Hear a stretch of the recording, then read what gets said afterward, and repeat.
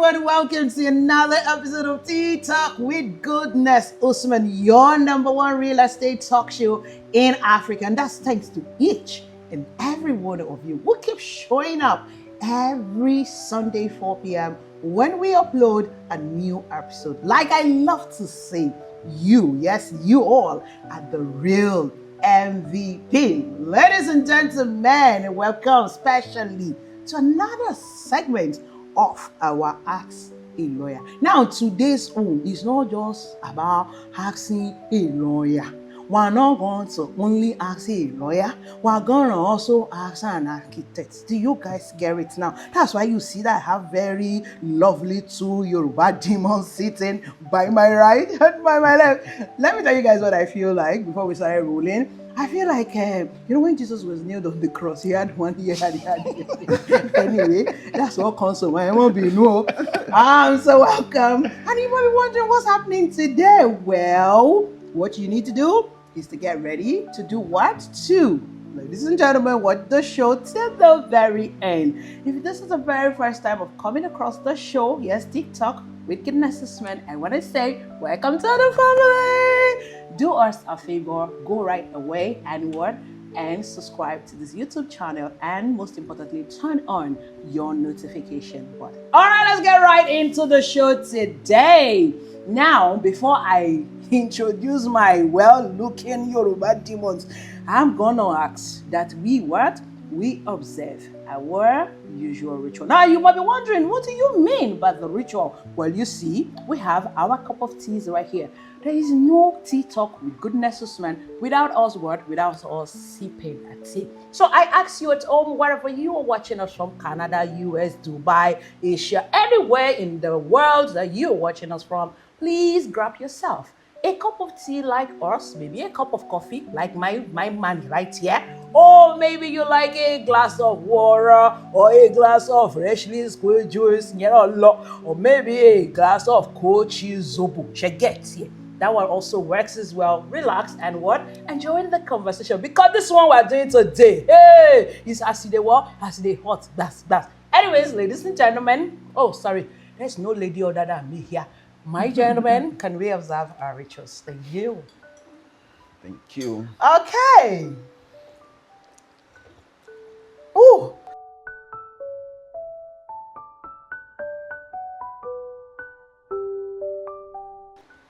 Ooh. Aha. Oh my God. How was that? Tea. All right.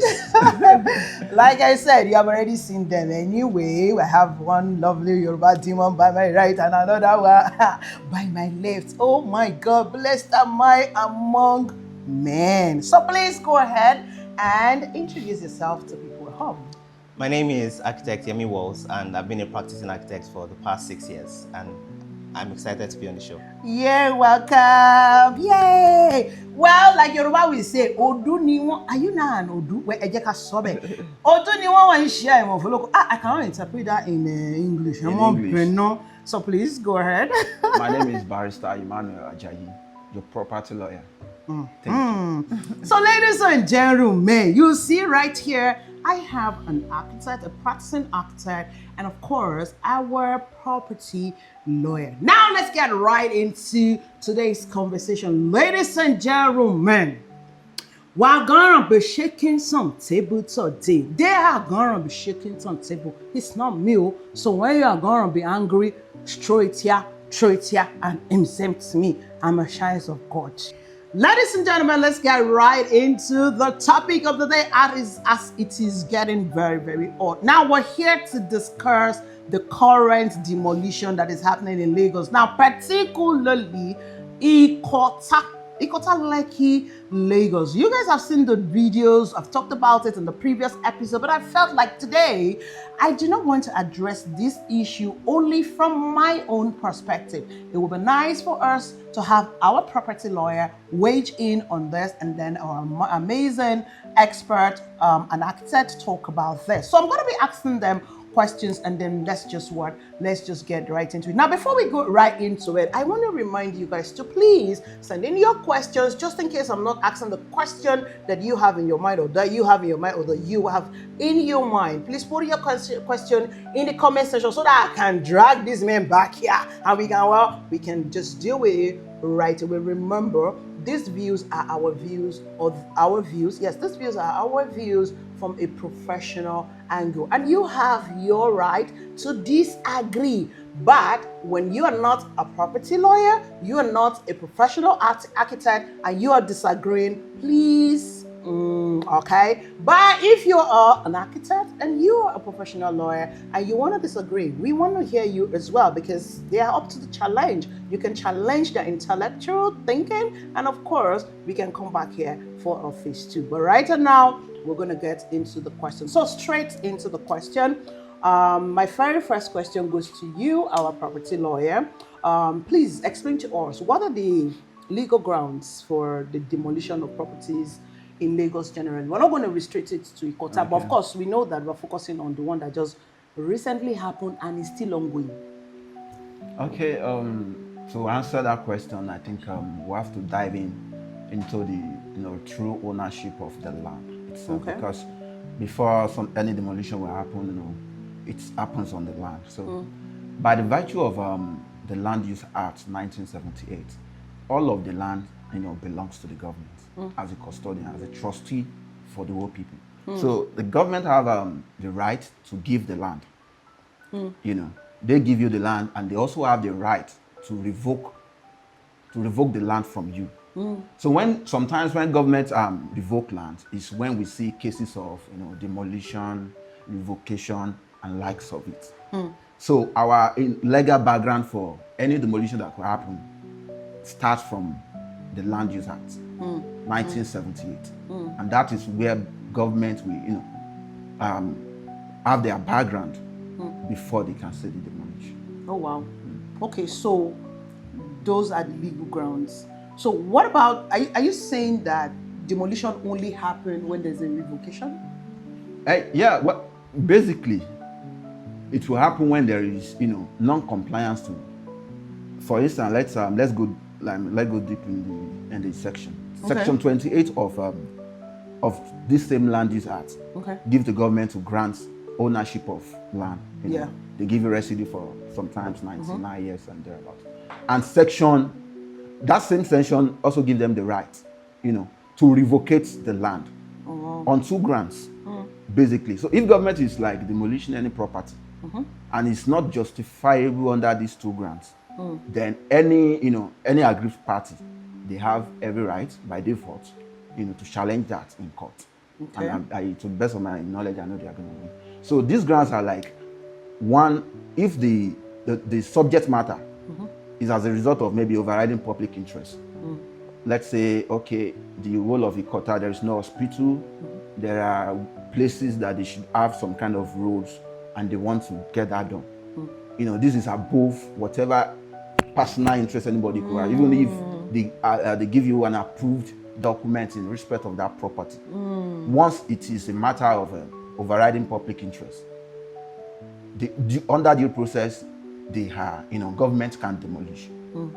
And also the second grounds which they can demolish is when it prohibits the condition.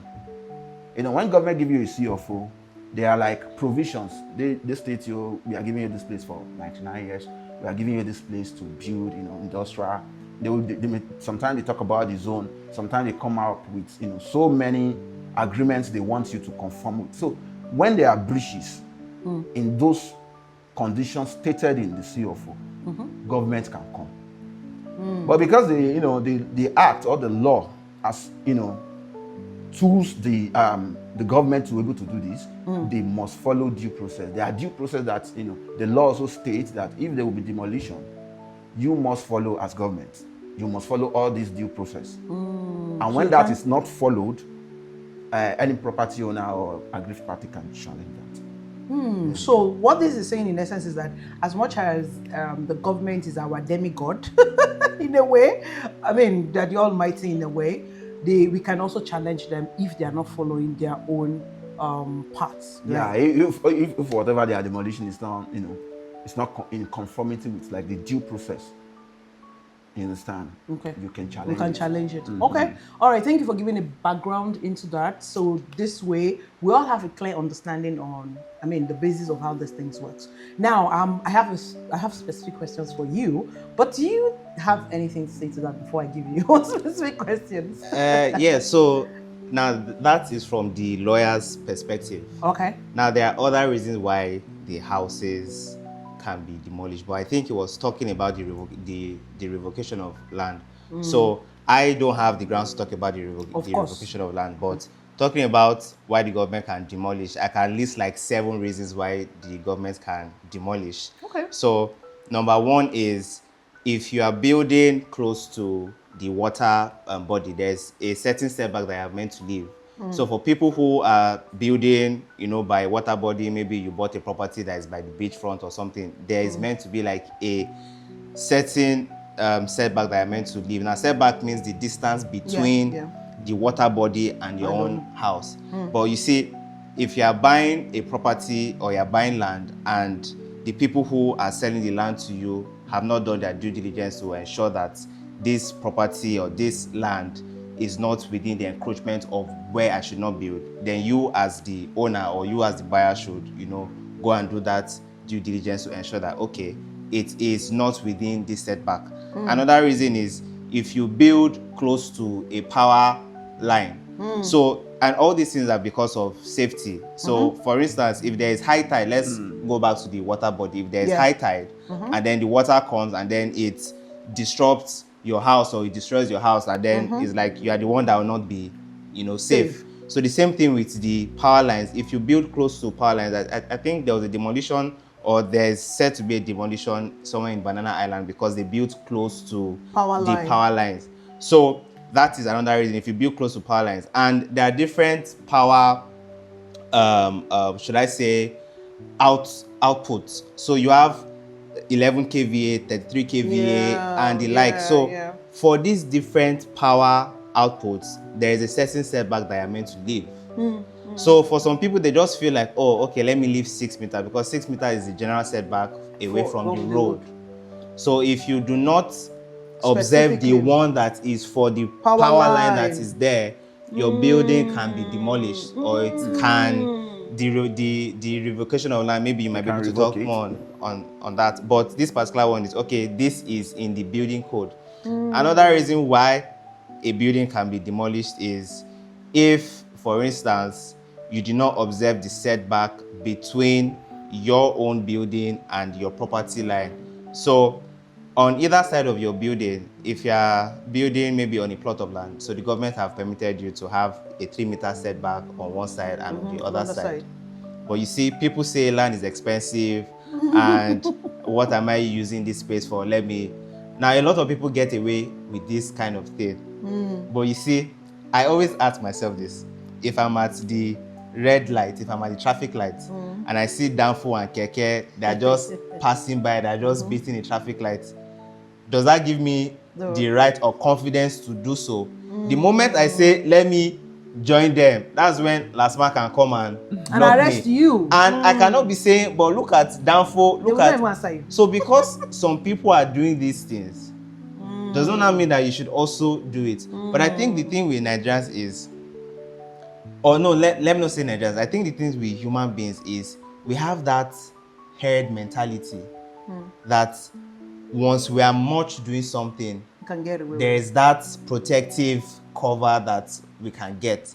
But I like looking at it from our perspective that if I'm the only one that would be caught, what's now the point of me now doing it? Or maybe my own would be a different case. So I'd rather not do that. So when we see people building, most especially the developers, building without the setbacks, and people are buying because, one, they don't know that this is not right. Two, they've seen other people do it, so they feel like it's normal. And so, number three, they ask their lawyer, are the documents, okay? If the lawyer says the documents are okay, there is no other issue. So if you now don't check some other things, like you don't check with your surveyor, you don't check with the architect, then there could be an issue. Another reason why your house could be... Sorry, before you even tell us the other reason, another point is people will say they have a building permit now, so why should I worry myself about the setback? Okay, so you see these building permits that we are talking about. We are Nigerians and we know money can answer to different things. Bam, bam. So you want to get something and they are telling you there is a wait list. If you have money, you can get it sooner, you can jump. So when they say there's building permits, what are the people that are giving the building permits?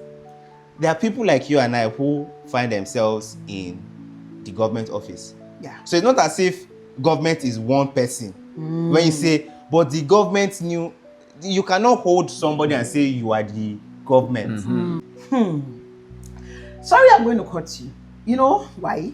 You see this building permit, I feel like it's a subject on its own that we can go on and dissect. So let's move into, you were listing the several reasons why a demolition can happen from your own perspective as an architect. I think you've given us 3, so let's have the other ones. So for instance, now if you buy a property that the land has been reclaimed and it's not in the state blueprint of these are areas where you can build, that building can be demolished or can be marked for demolition because we did not see in our blueprint that there is meant to be any property here, whether it's for commercial purpose or for residential, and the government is meant to approve that, okay, this building or this area that has been sandfilled would be for residential purpose or commercial purpose or for whatsoever.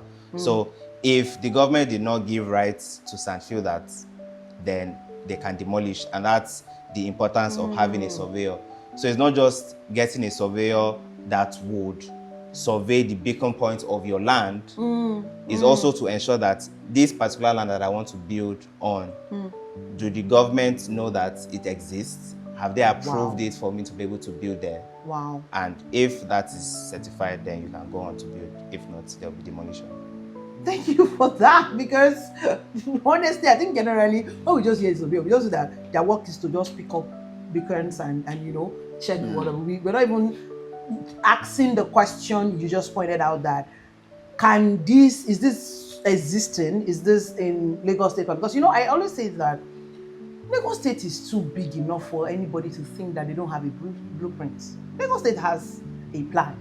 All right, so let's go straight into your first question, because you were just responding to its own. Okay, so how can an architect design a property that complies with the building codes and regulation to avoid demolition? Now, in the other flip side, it means that there are things that you guys can do that will make the building not conform to the building code. Okay, so there is a Lagos State building code and there is the Nigerian building code. Oh, wow. Yeah, so they are actually pretty much the same. Okay. But you know, it's just like every government will want to know that, okay, we are charging you based on our own law. So there's Lagos State building code, which was derived from the Nigerian building code. So wait, hold on. So I have to go check with the Nigerian building code and also Lagos State? No.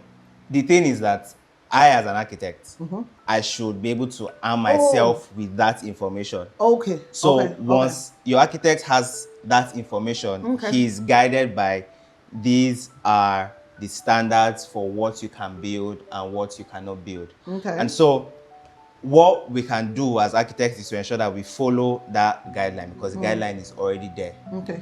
Now, the problem that I have with this guideline is that we are not advancing as a society in terms of, we have this law, let us see how we can modify this law. Because if we're talking about the building code, in Nigeria, it's just limited to, okay, observe this setback.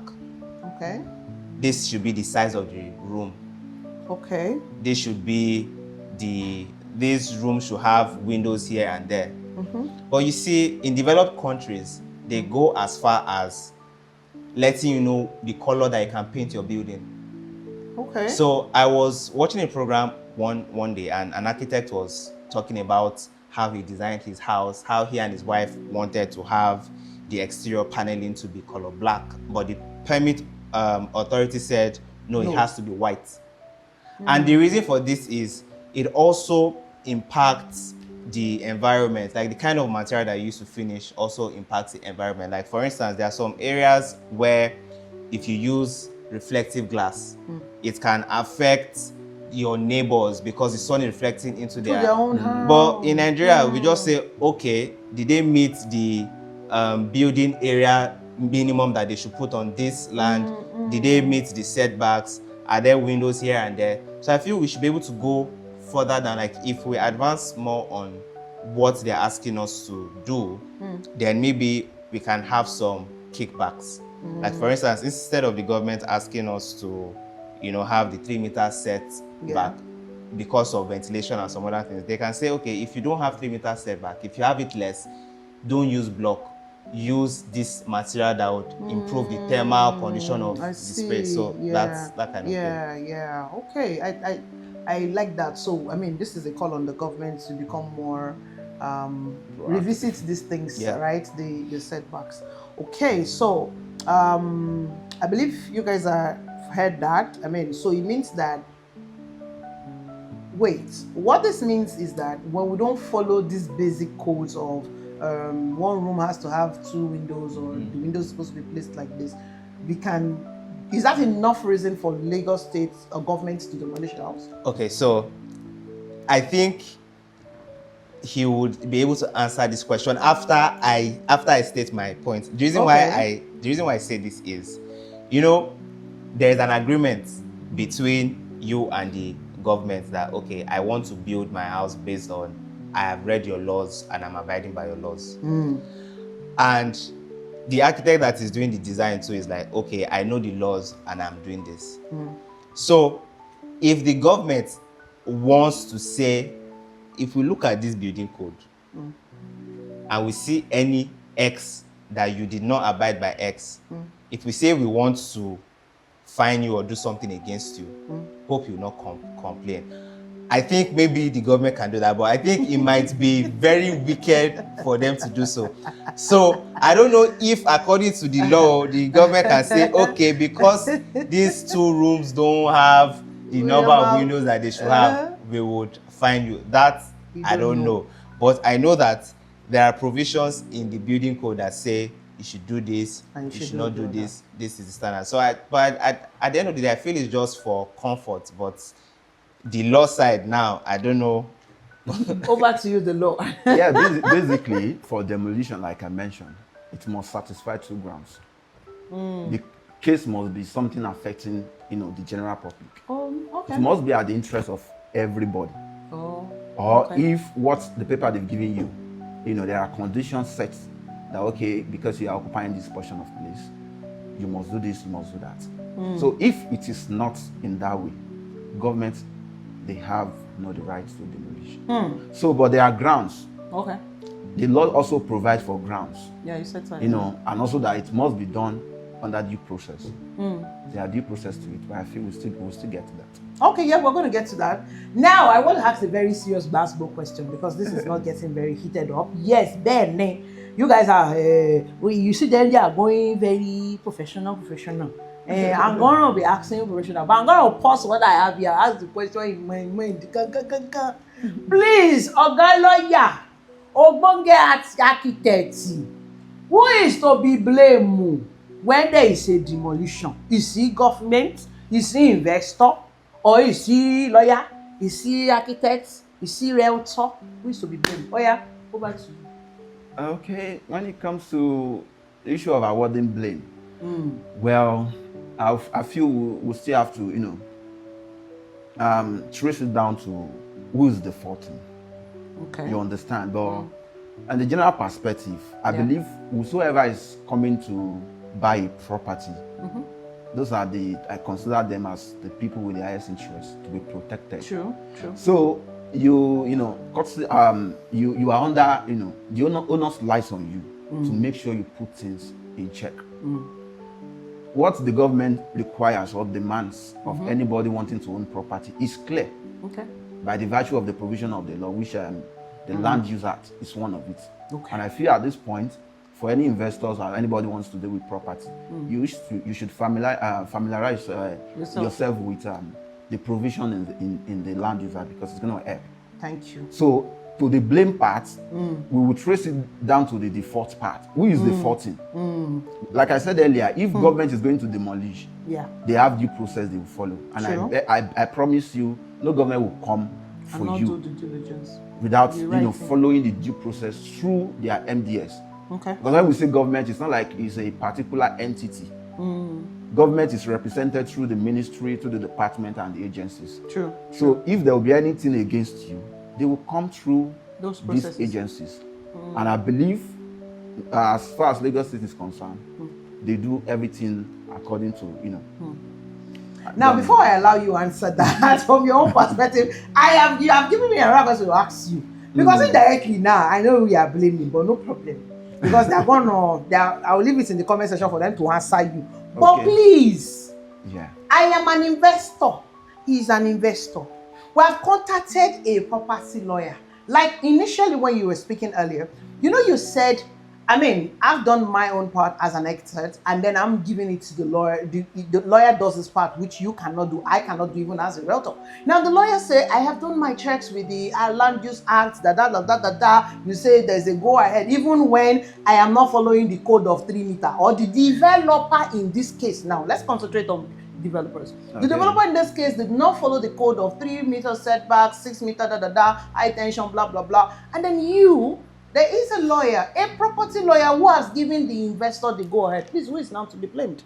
Thank you. Well, it is for the lawyer, an expert, that claims to be a property lawyer, to serve their clients the best advice, Because why I'm asking you this question? We have a case right now in this same Ikota demolition, where they said that the investor said the lawyer checks, everything the lawyer checks said this is good to go, they can buy that property, and they are going to be demolished. So the question is who is to be blamed? Because there was a check from the investor. We always say, people don't carry out check.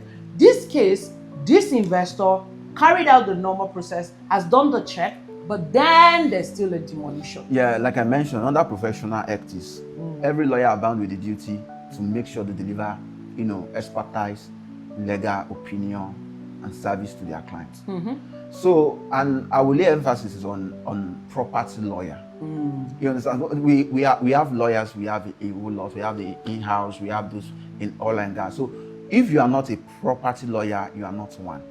And it is different because you won't be versed with all of the details that property transaction entails. So if you are working with a property lawyer and you say you want him to conduct maybe a thorough due diligence, first question I ask is, what are we working on?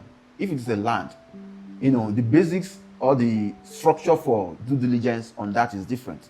If it is structure, and now I have to work with an architect who is an expert, like I work with him, and now I have to work with a surveyor, and I know places I need to. So if as a lawyer I am able to also consult experts that are player in delivering my excellent service to my clients can never have a problem. So if as a client you've not consult a property lawyer or a real estate lawyer that is connected or have in their circles other experts that they know, as it is now, you cannot come as a client and tell me, I want you to work on this, and I know, in the process of working for you on this, I will need a surveyor. I may not want you to recommend me one, because I know the information my architect is going to give me, the information the surveyor is going to give me is key to making my decision and recommendations to you.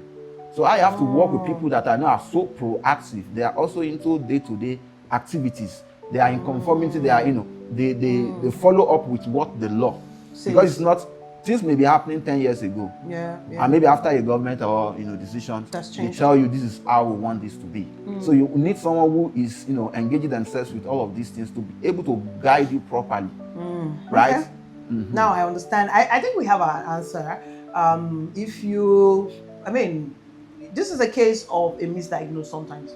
When you go to an hospital and then they say this is wrong with you, and then they say, get a second opinion. So what I'm getting out of this is that, or I'm saying to you at home watching us, is that you just have to ensure that when you are hiring a lawyer, I think I've said this 1 million times on this channel. Hire a property lawyer. Don't go and hire your cousin, your brother, your dad. The fact that it goes to court could mean, if oil and gas, it can be an oil and gas lawyer. I mean, you can hire him for oil and gas if he's not, I mean, he will just pass you to the colleague who does that, because doing that day to day, I do real estate day to day. You can't ask me based on what I do. I give another example. What I do day to day, I've seen investors who come and say, goodness, come and do Omonile. I tell you, me, Omonile, I don't understand what is being done there. He will do an Omonile, right? I won't. I can't survive it. I don't even know what they do there. I don't know how they spell. I don't know their language. It's not my day to day. I know colleagues who do day to day. I do more of the corporate. Right. Do you understand? So it is important that we engage the service of a property lawyer. And I feel you can ask, there are certain questions you can ask that person that will make you know that they are a property lawyer. Again, from my own experience, I might be wrong. A property lawyer is not a lawyer that sits on the decks and do stuff. They go to the field. So if you're a lawyer who is just collecting documents and just inspecting, inspecting is not what we're talking about only. They work with other professionals. So if you ask your lawyer who is his surveyor, who is his architect, and every other person, you cannot name one or two. I think that way you can kind of understand that this one is not a property lawyer. I'll let you say something to that if you have something to say. Yeah, okay, so now I feel that each professional that is in the industry is important. Because if they were not important, we would not have people going to school to study these different things. But then, you see, human beings bank on trust. True. And I feel if you easily trust people, you are setting yourself up for a problem.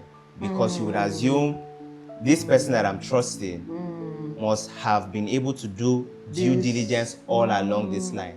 And what he said, which makes sense, is that I, as a property lawyer, you will not expect me not to work with a team of other professionals that I can seek guidance from.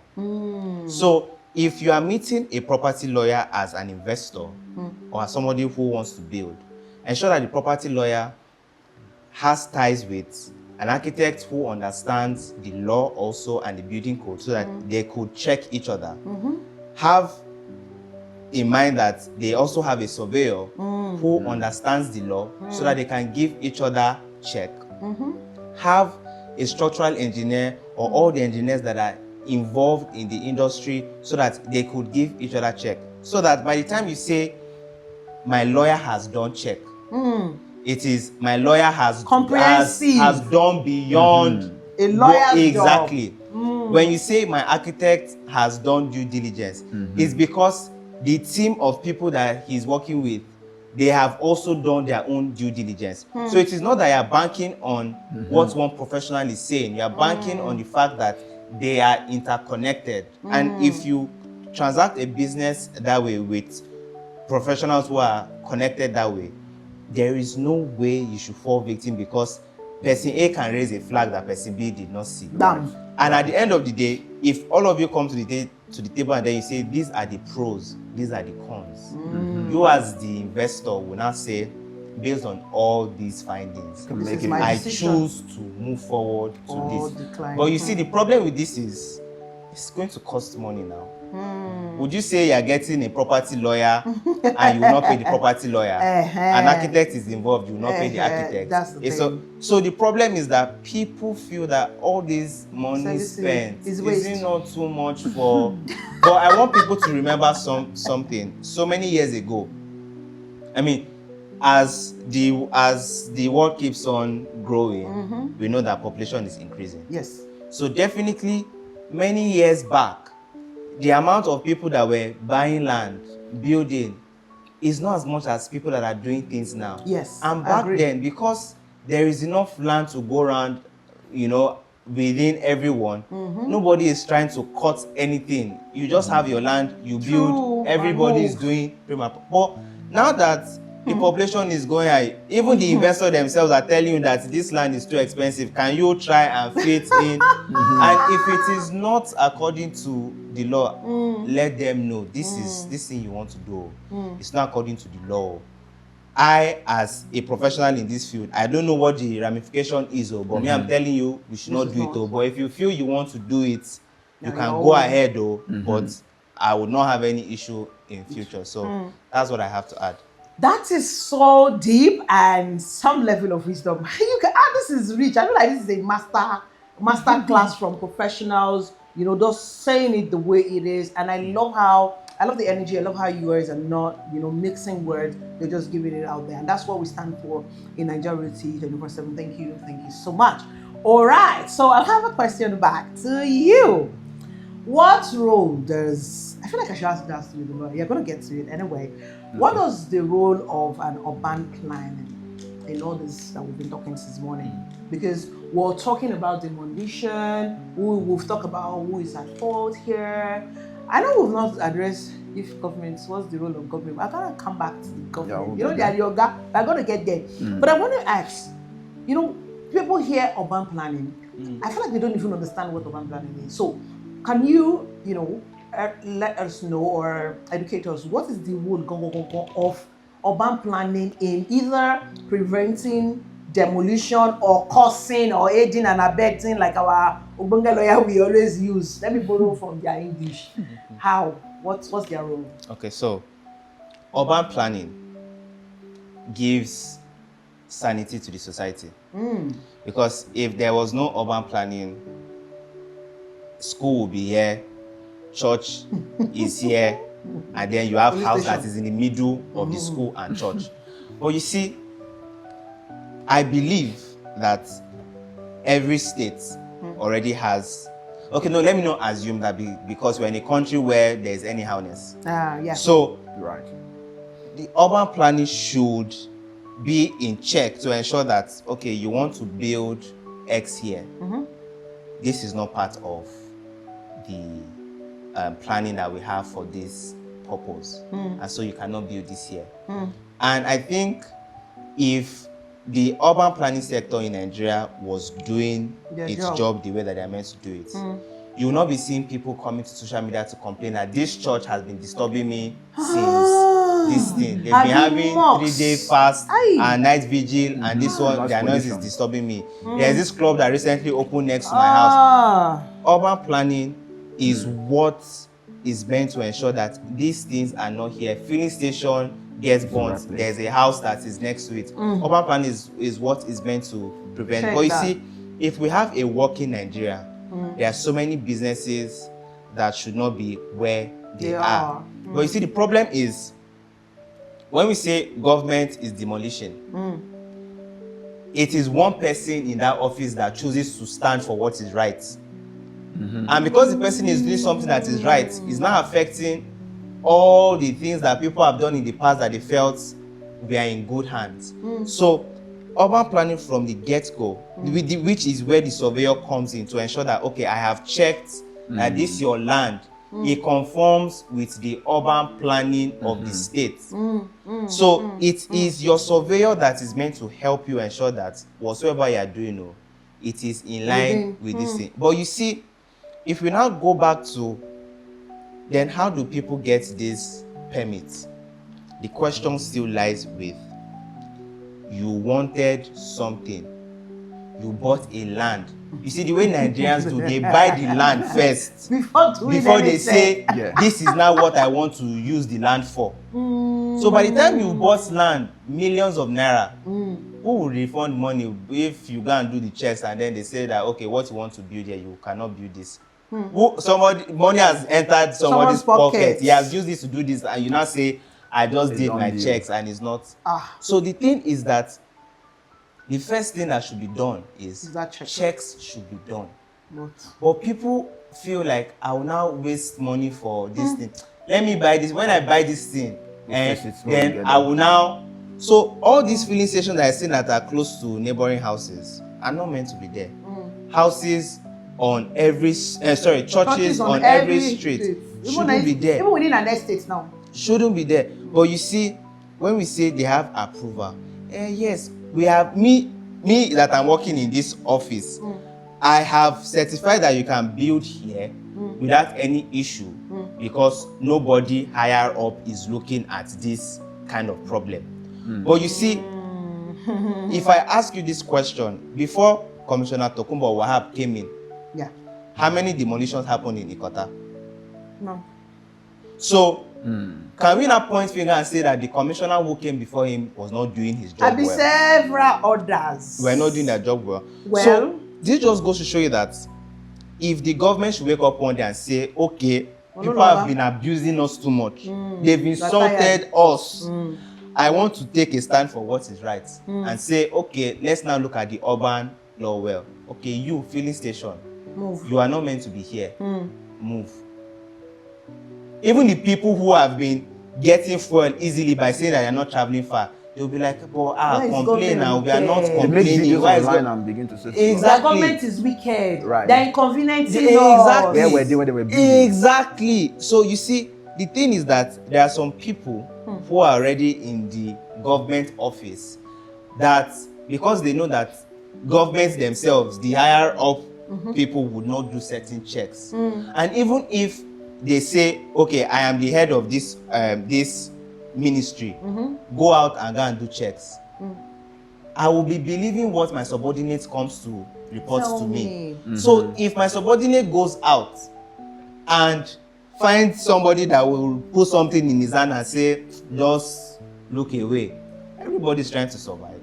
So if my subordinate comes back to me and tells me, sir, everything is prim and proper, I know that, okay, they have done a good job. But if another person comes in my own place and says, I don't want to send a subordinate, I want to go and check this thing myself, and he now sees all these things, you will not be saying, but somebody approved this. Yeah, they approved it, but it's not as if it was right. So I think this is where people in the comment section will not be like, oh, you see, the problem is the government, because they employ people and they did. So that's why at the end of the day, yeah, you need to be able to have people on your side that can do these checks for you. And be sure. And tell you, see, bro, there's no issue.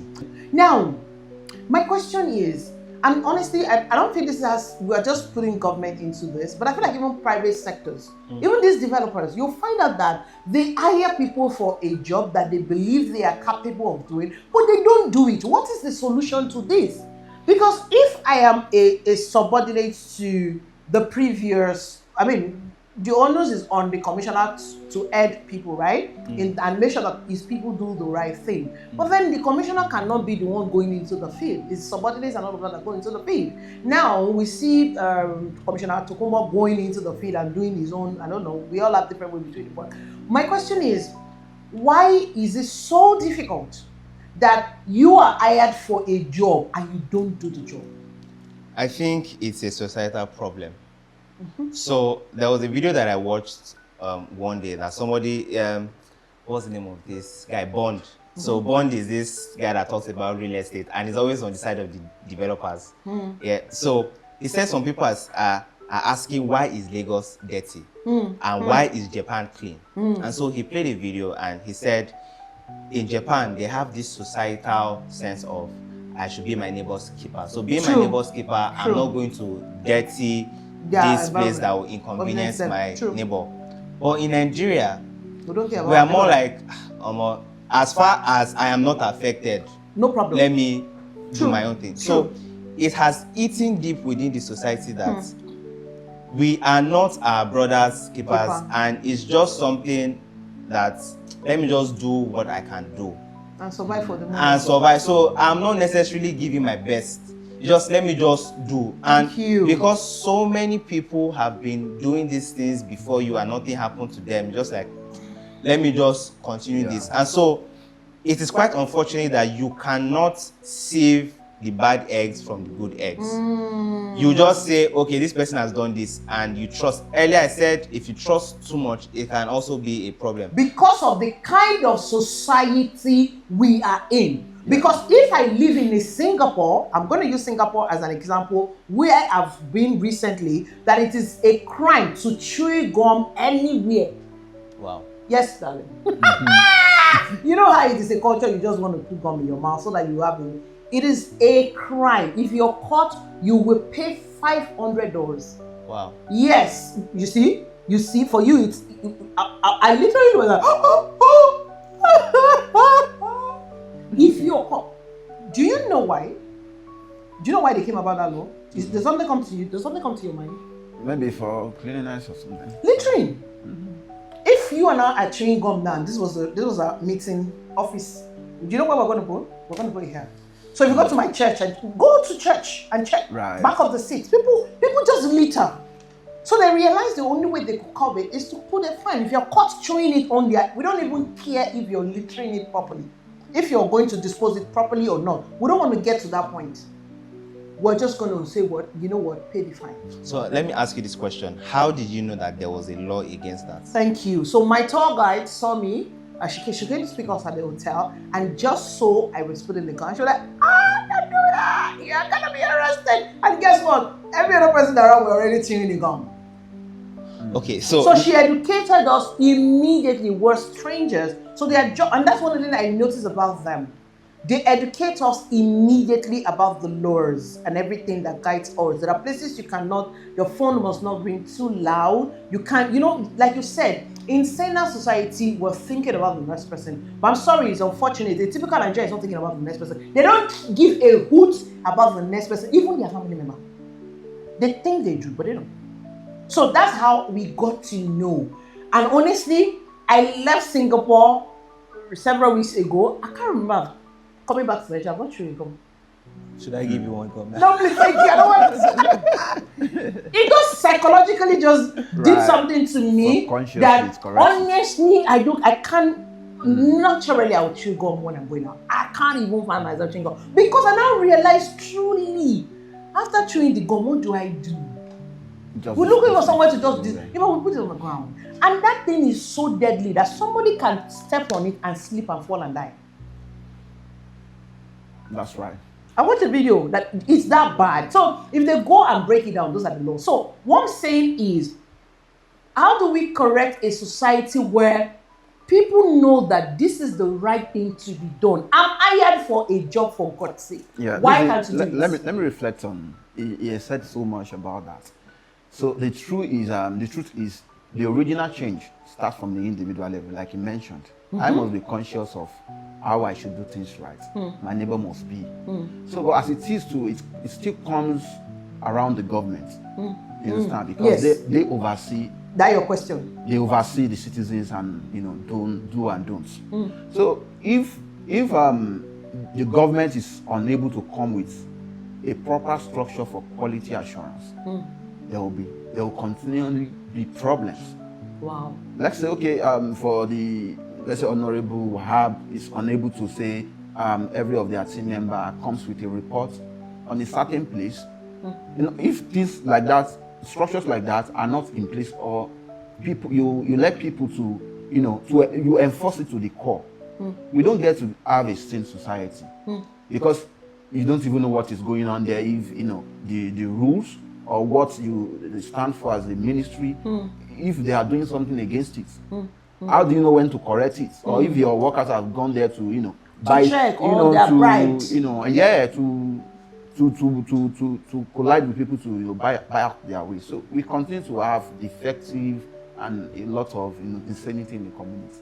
I agree with you. Honestly, I feel like a lot of things rise on the shoulder of the government. So coming back to who to be blamed, if you ask me, I feel like it's the government. I'm sorry. For me, I vote for government. They are the ones to be blamed. But anyway, moving on. Now, let's come back to you, Sam.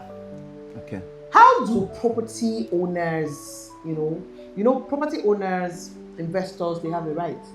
Now, legally, how do they get these rights protected? Because, we are still in a unseen society. And what we're doing here is trying to make it saner, as in our own little drop of water into the ocean. Now, we have largely investors watching us. How do they protect their rights and avoid demolition? Because at the end of the day, they are the ones that are losing more. Okay, I get your question. So investors or property buyers' rights are protected by default. Okay. Why I say that is there are laws that states how they want things to do. And if it doesn't go this way, we go this way. Okay. So let's take for instance, an investor bought into a property, he's been able to look at there are so many properties that you even get approval. You get approval on papers, you get approval on the building, and government will still come and tell you, oh, there is a need for this place to be used for something. Example is the coastal road. Yeah. We have so many people on that corridor with approved paper, building approval and everything intact. But government comes by the virtue of land use act. They tell you this is overriding public interest. We have to take this portion of land. Perfect example. So why I say their rights are protected by default is what they get or how they go about it has been stated in law. Government comes to tell you, okay, I'm using this place, or there is a need for you to evacuate to leave this place. They serve you. The law requires them to serve you a notice. You must be put on notice in writing. Okay. You understand? They must tell you this is the reason why we are coming here. If you have anything you want to challenge, you have to go with them, sit with them. Government is, I don't know why some people will say government, like, government come as if they are dictator and, use vector power. No, government is open to everybody through their agencies, their departments and their ministries. So if you have any concerns, if through your lawyer or if through your professionals, go to the government. Table discussion on what you need to do. They are going to check it, because when we say the government, we the people are the government, because what we all stand for is what the government will enforce. You understand? So because a particular law is not favoring you now, and it has favored people that has complied, government will not bend their rules to come and it will not happen. So we as individuals, our rights are protected. We have all our rights protected by default. So once it happens, did they demolish your property without notice? Okay. If no, you know what to go. You go to court. You have a case against them. There are a lot of cases. Okay. So the Supreme Court that you are going to get a judgment. Okay. So thank you for that. But I feel like that is a non-regular situation.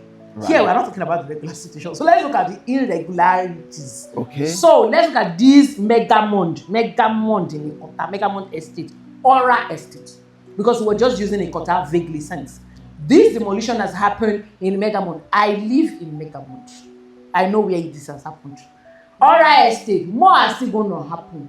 Now, some of the people who bought these properties bought it from developers. I don't think many of them built these houses. They bought them for developers, from what we've seen. The first batch of demolition that was done in 2023, which is on the system 44 right-of-way canal, still about the same thing with the Ikota River. It's still ongoing. But it's still ongoing, which is the Ikota. I'm going to do a video and show people.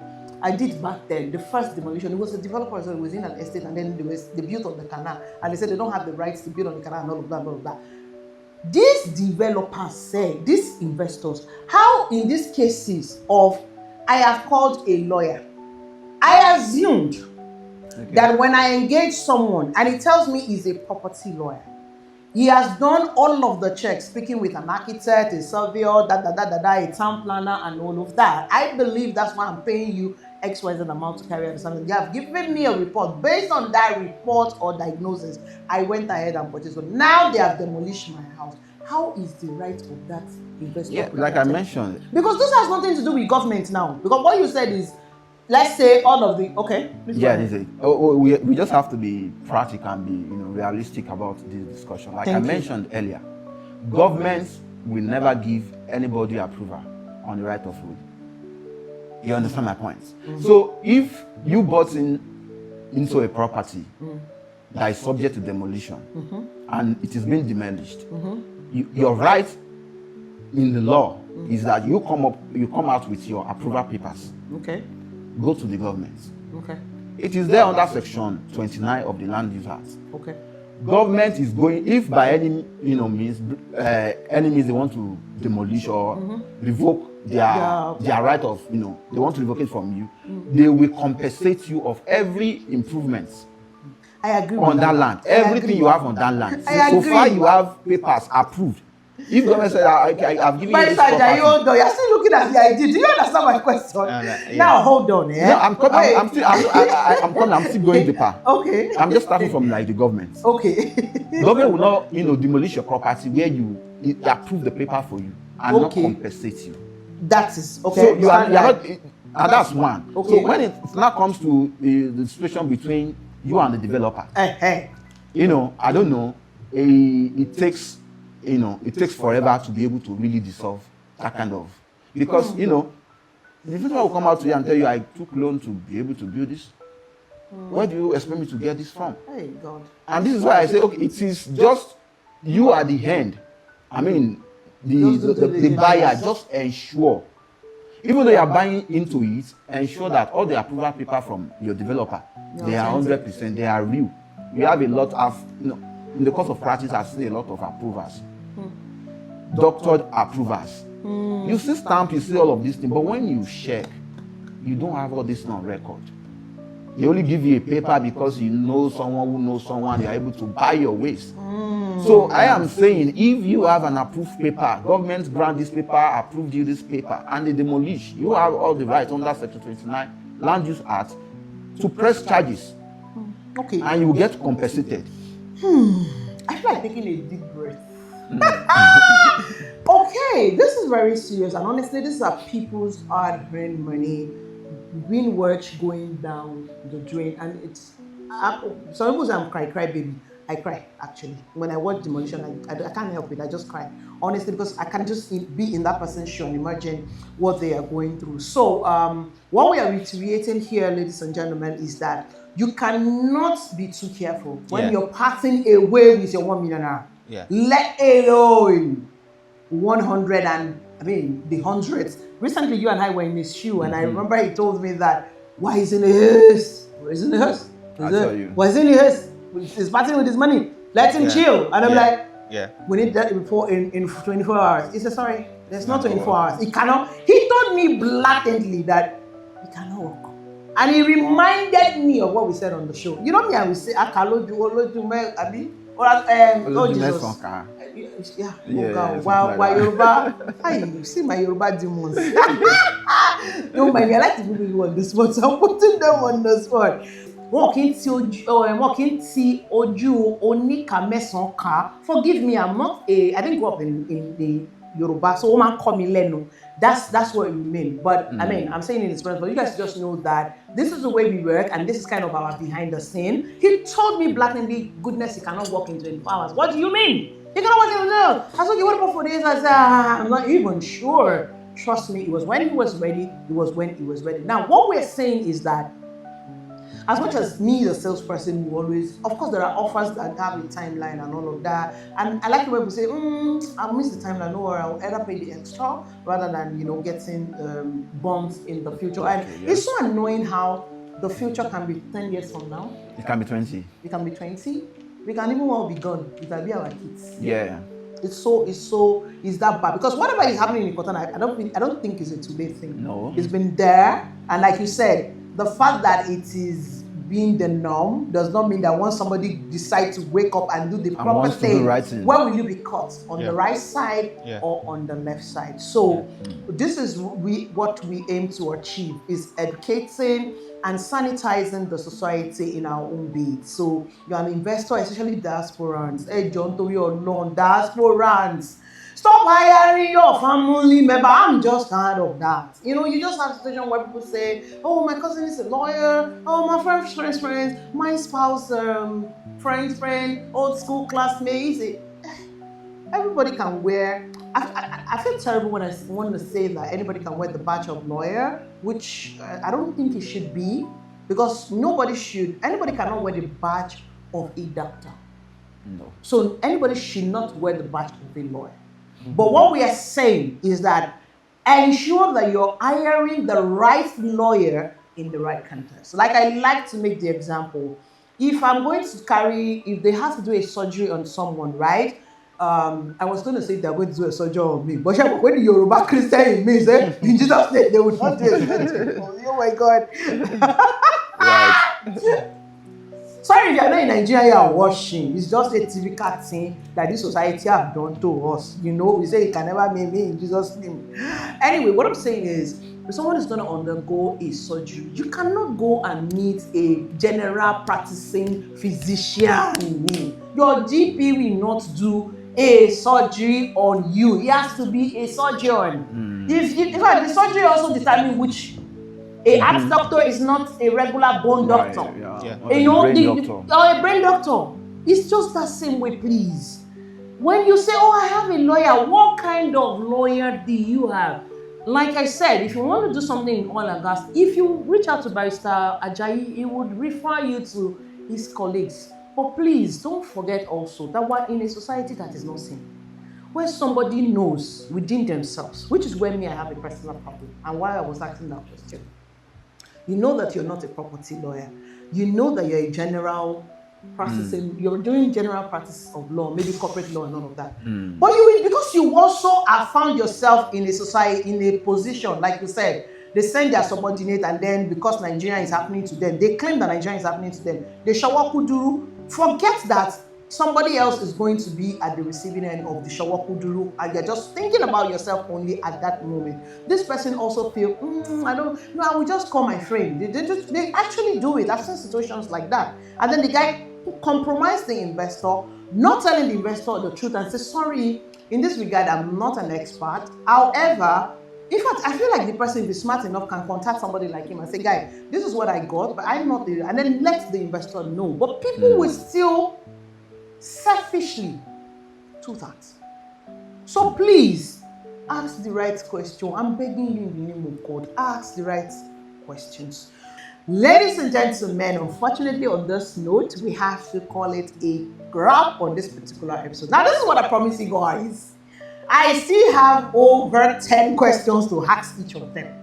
So what we're going to do is that we're going to have a part 2. So what you should do is to what? Subscribe first of all and turn on your notification button, because next Sunday we're continuing. And trust me, you have not even heard anything. You know, when I'm just a Yoruba girl, I'm sorry, don't be hungry. Oh, if you are a Larubawa or you are a sweet Igbo, you know, I like my Igbo people. I need to learn Igbo. There's some sauce you just put in Igbo language. You are Igbo people, Igbo bueno. I hear the people in every other language is beautiful. I'm a true Nigerian. I love Nigeria, and I continue to love Nigeria, my beautiful country. Now, what I'm saying is, please get ready next week and share this video to your friend. That your friend that you know that is intending to invest in real estate in the future, maybe next week. The future can be next month. Share it with them. They need to even know these things before they commence that investment journey. That one you already know that is already an investor. Send it to him or her as well, because this will help them on their next investment journey. It will help them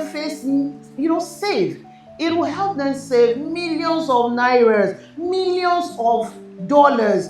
I mean, it will help them save heartbreak, because you know the funny thing about this thing, we can't even quantify heartbreak. Oh, you can't. No. Some people don't even get over it till they pass. They pass on to glory. So it will save them an entire lifetime stress. Please think about the next person. Let's do the trust now. You know, we've been talking about how we should be thinking about ourselves. Think about your neighbor. If you are thinking about your neighbor, you should be sharing this video now. Yes, thank you very much. Think about your neighbor and share it to your colleague, your brother, your sister, your mommy, your daddy, your friend. I don't know if you have enemies. Me, I don't have. But in case you have, pass it to your enemies. Thank you so much, guys, for doing this. And hey, next episode, next Sunday, we continue. And it's getting hotter in here. These men are putting fire on their bomb because the next question they think they know. It's not the one I'm going to be asking them. Trust me, I like to put people on the spot. With you. Oh, we already? Okay, I like that. So thank you once again, Barrister Ajayi. Thank you. Yemi. Thank you, ladies and gentlemen. And thank you once again, Barrister Ajayi. And hey, Architect Yemi, it's truly, truly a pleasure. Now, before we go, one word for the people. Thank you for watching, and please share. Hire the right set of professionals and have documentation. Let there be agreement. If you are hiring a lawyer, tell the lawyer to draft agreement. If there's problem with this transaction, I'm coming back to you. If you are hiring an architect, let your lawyer draft an agreement that, are you certifying that what you are giving to me, there is no issue. And so once you have that, according to the law, you are safe that, okay, this person has told me this. So that's what I'm going to leave you with. All right, ladies and gentlemen, I love that ending credit for this episode by him. Let them draft a contract. That's what you're giving me is truly what you're giving me, and that saves a whole lot. All right, ladies and gentlemen, do not forget that this continues next week. Yes, 4 p.m. You're going to be getting the part 2, and hopefully you can get a part 3. We do not know, but once we get to the part 2, so get ready, turn on your notification button, and let's have a date, have a conversation, and learn. Most importantly, what have you learned today? Put in the comment section, let's know, what have you learned from this particular episode, and what question do you have for this gentle Yoruba demons that I have here? Yes, I like the word Yoruba demons. So yeah. Wait, so how do we not have the word for the Yoruba women? Yoruba angels. And multi-create, Yoruba angels. No, we prefer the Yoruba angels. They are the demons. We are the angels. We are powerful than the demons. That's just on the lighter note. They are going to be in the comment section, and I truly not kid you not, and they're going to read your question. Please put in no question, and this enables me to have them back on this table, and then we can have these conversations around things that are peculiar to you. Once again, my name is Goodness Usman. Of course, I am popularly known as the Queen of Landlord Maker, aka Latana, and your beautiful host on the show, Tea Talk with Goodness Usman. Until next week, when we come your way, please ensure that you, yes, you watching us, you remain safe and awesome, just the way you are. So, ladies and gentlemen, we say to you, oh, double.